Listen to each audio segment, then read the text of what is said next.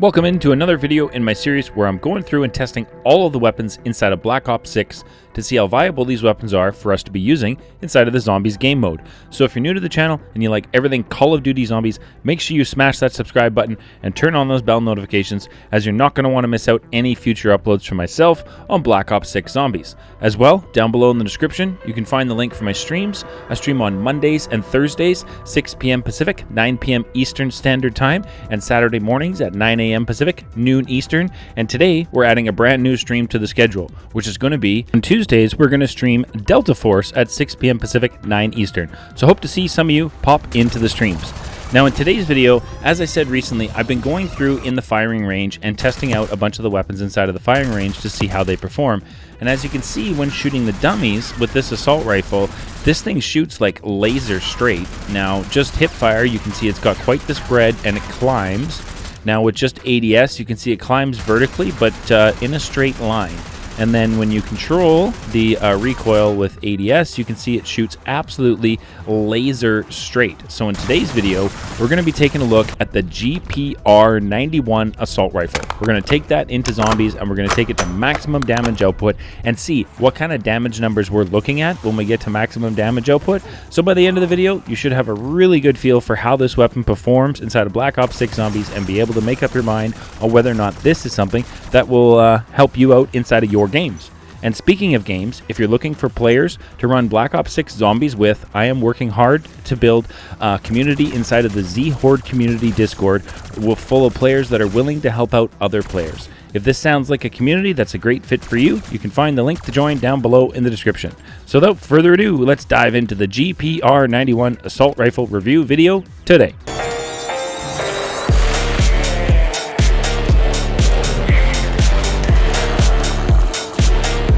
Welcome into today's video. Thank you so very much for tuning in today. I truly do appreciate that. What we're looking at here is the assault rifle, the GPR-91. So we're going to take this thing to maximum damage output here on Citadelle, my absolute favorite map on Black Ops 6 Zombies. Let me know in the comment section down below, out of the 3 maps we have so far for Black Ops 6 Zombies, which one is your favorite and which one that you've found that you've played the most. I'm sure we've all played Liberty Falls an absolute ton grinding out camos. So what kind of damage are we looking at on this assault rifle at just base when we spawn in? We're looking at, what, 94 critical damage? So when I spawned in with this, I was like, that's a little low. I wasn't exactly sure how viable this was going to be. Seeing those damage numbers right off the rip, I was like, that's a little low. But here we are doing my favorite thing on this map, and I hope to see more of these on our maps coming forward for Black Ops 6, is opening map sequences. I think that is so cool. Blast open the doors, and here we are pushing through, and now we have the castle open, which is absolutely amazing. So let's go ahead and put on green rarity now, as we had accumulated enough salvage to go ahead and do that. And let's go and see how green rarity handles our Pack-a-Punch Doppelgeist. So we shoot the locks off. Oh, not bad, not bad. Let's see, when I'm able to focus in on crits, let's see if we can actually just melt his health bar. Let's see. Oh my, oh my. Oh my goodness, we absolutely just melted it right at the end there. Except for his little burst over to the left. And like I said before in my previous videos, I really like the new zombie types that we're getting. I think the Doppelgeist is a really cool one. I definitely like the Amalgam. Like, I like the way they both look visually on the map, how they move about on the map, and I think that's really cool that we're seeing like zombies evolve as you play. Really cool. So, time to push this up to blue rarity. And what are we looking at for damage at blue rarity? 188, up from 94. So that's definitely a jump. I was, like, okay, so maybe this weapon starts off slow and starts to pick up as you increase its damage output. So now we have my 3 perks I like to have early on Citadelle, which is Jug, Vulture's 8, and Deadshot. And let's go ahead and see. We're looking at, what, 217 on a crit damage now that we have Deadshot Daiquiri as well as blue rarity. So that's not bad. Like, these numbers were climbing fairly substantially with each, damage increase. So I was like, okay, this isn't too bad. Now we're over 200 something damage, so this isn't too bad. Now let's go ahead and push this up to pack level 1, blue rarity. And let's see what kind of damage numbers we are looking at. Also, I gotta say, that camo, oof, Fire. I love it. I think that looks really cool. So let's see. Pack 1 blue, 586 on a critical shot. That's definitely some good damage. At this point, we took a little break from the damage testing and completed the Rat King Easter egg, as I definitely like to have that Rat King crown on my player when I'm playing. I think it looks absolutely cool. Got a Casimir out of that, which was awesome, so we picked that up. And then I wanted to try the free perk Mr. Peaks Easter egg, because I'm not using a sniper scope. And as it turns out, you do not need a sniper scope. All you need to be able to do is shoot the Mr. Peaks, and you can go ahead and collect your free perks. So the first one is there, just beside the Elemental Pop room, in the Elemental Pop room, sorry. And the next one is in this building by a Deadshot Daiquiri.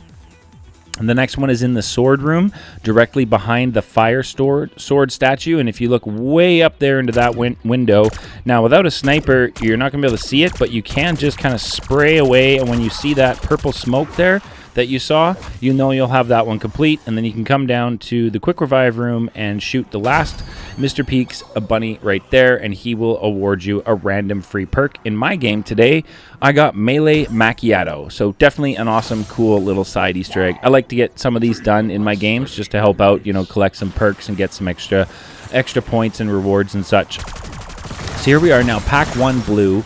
We've grouped up all of round 13, and let's see how it handles crowd control at just Pack 1 blue. Pretty decent. Like, I'm not gonna lie, that was pretty impressive.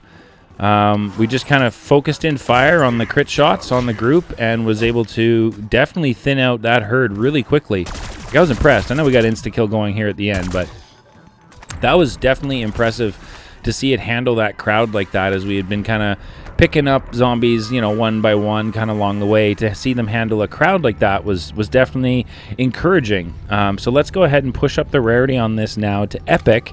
As with Vulture's aid, we had accumulated enough salvage to go ahead and do that. And I believe right there on round 14 at epic pack 1, I think I just like one-shot that amalgam. Now I'm pretty sure I still had the insta-kill going, but still, like 4,500 damage. And I was able to take out, or not an amalgam, sorry, that was a Doppelgas. Take out the Doppelgas. So, you know, impressive. Here we are, round 15. Epic rarity, pack 1. And again, the only other addition we're going to be having for damage is going to be Deadshot Daiquiri. But you can see, like, what are we at now? 800? 880 on a critical shot at epic, only pack 1. I was really impressed. We still had 2 Pack-a-Punch levels to go for damage increase, and we still had legendary rarity to go ahead and put on this assault rifle. So I was like, okay, we're already at just about 1,000 crit damage per shot. So let's go ahead, dive into Pack-a-Punch, take this to pack level 2, and see what kind of damage output we're looking at. Also, right here is a perfect example of why I love the reactive armor augment for Jug, and the Tesla Storm field upgrade as a solo player. If you get cornered, you are definitely able to get yourself out. Look at this assault rifle handle that amalgam here on round 16 without much of a problem at all, and then just melt the entire crowd that is basically all of round 16. I was thoroughly impressed at this point with this assault rifle, and I was not expecting it to be this effective, seeing the numbers we saw when we first started the video at 94 for a crit shot. So now here we are Pack-a-Punch level 2. Let's push up the damage level to legendary, 540 on armor and 2,346 on a crit shot. Oh my goodness, that was a pretty substantial jump. So let's go ahead and see how it handles things on round 24. I mean, the Doppelgas didn't even stand a chance. That was very impressive. We just got rid of him like instantaneously. There's the amalgam coming in. I'm trying to focus in fire, and this is why I like Tesla Storm as a solo player. Look at that. You are able to get yourself out of a situation where you can be completely surrounded by zombies. So definitely something I recommend running as a solo player is Tesla Storm, so that you can get yourself out of some really bad situations if you find yourself getting into them. But I mean, on round 24, we are standing and pretty much just casually dishing out the damage to these zombies. There's an amalgam in the crowd right there, which I'm really not that concerned about. It's just a matter of grouping up the zombies and then focusing and fire on the crit shots for the zombies so that I can go ahead and take them all out. Don't necessarily need to panic and you know, be extra concerned because there is an amalgam on the map.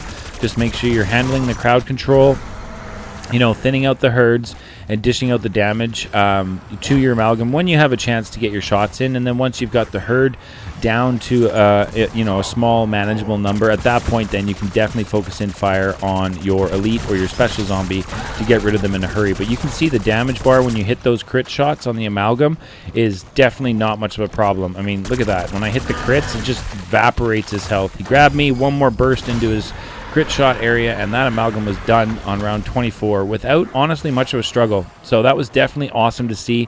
Kind of group up the last little bits we have here of round 24 and see how we are handling them with this assault rifle. And I mean the carnage speaks for itself, literally. I mean, you can see what we are mowing down, just about everything. All right, round 25's here. Let's take this to maximum damage output now inside of Black Ops 6 Zombies and throw it to legendary triple pack-a-punched. And let's see what kind of damage numbers we're looking at. Now, this is a tip I use on Citadelle to make the Vermin Parasite round go by extremely fast. I found this location to speed things up incredibly quick. I also like to make sure I have a Tesla Storm charge ready to go for this round so that I can just kind of stand here and activate it. And you can see just how quick that round goes by like this. And I got to give credit to the Zhorde community Discord for letting me know about that Parasite location to make that round go by really quick. So shout out to you inside of the Discord, the community, for bringing that, you know, strat to my attention. Props to you guys. Absolutely amazing community. Now here we are on round 30. I did get light mend and throw on all of the perks inside of Citadelle so that we can see just exactly what kind of maximum damage we're looking at with this weapon when we're running absolutely everything inside of Black Ops 6. And you can see it's handling these amalgams without a problem. I'm not having any problem focusing in and dishing out some crit damage to them. And this weapon is definitely dishing out a ton of damage. You're looking at 4,693 on a critical shot at maximum damage output, and that's going to be your consistent maximum damage output with this assault rifle. So that's not going to be what you're going to see as far as damage numbers go if your light mend ammo mod triggers, as that's going to give you some extra damage as well. So your consistent crit damage maximum with the GPR-91, you're looking at, like I said, 4,693. So, you know, over 500,000 damage you can be dishing out per magazine with this assault rifle at maximum damage output, which is just astronomically amazing. Like that's huge numbers. Huge numbers, especially considering assault rifles are, you know, have some of that mobility to them and you're able to move around fairly quickly with them. Here we are getting out of the Mutant Injection that I actually did not want to use. I hit the wrong button on my keyboard, so feel free to laugh in the comment section below at that. So it was time to head over to the crafting table, grab myself another Mutant Injection so that we can go ahead and exfil out of the match, as I feel like at this point in time we can make up our minds on whether or not this weapon's going to be something that's viable for you to be using inside of your games. You've seen it handle elites, you've seen it handle special zombies, crowd control, and we've increased the damage output each level all the way up from just the base rarity now to maximum damage output. So I feel like we've definitely got a really good feel for this weapon. And I definitely think that this is something that we can all be running inside of our Zombies games, 100%. So here we are at the exfil for Citadelle. Picked up that Casimir from doing the Rat King Easter egg. So I thought I'd throw that in there and then fire off some shots into the amalgam before we actually get out of the map with the Mutant Injection and clear out the exfil. So at this point, we'll give you my thoughts and feelings on this weapon. It's starts off slow. I'll be honest, the damage output at the beginning is a little bit low, but I did notice that the rate of fire and as you increase the damage output on this weapon, it becomes a lot more viable for sure.